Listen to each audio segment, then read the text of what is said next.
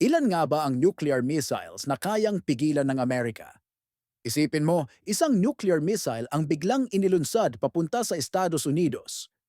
Sa gitna ng tumitinding tensyon ng mga bansa, ang nuclear missile ang huling baraha.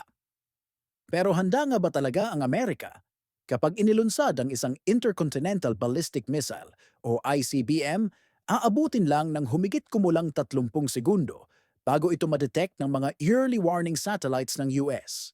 Pero ang makita ito ay hindi pa sapat. Kailangang matiyak muna kung ito ba ay tunay na banta. Kapag nakumpirma, susubukan itong pigilan gamit ang Ground-Based Mid-Course Defense o GMD system.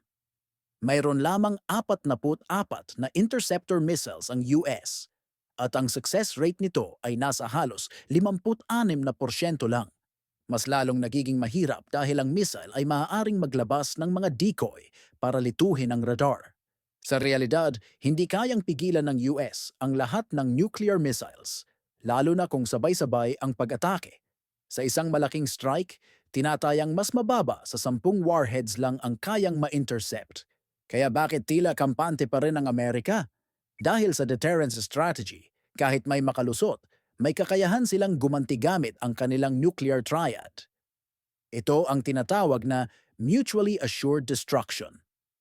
Sa huli, sinasabi ng mga eksperto, ang tunay na solusyon ay hindi lang depensa, kundi diplomasya. Dahil sa nuclear war, walang tunay na panalo,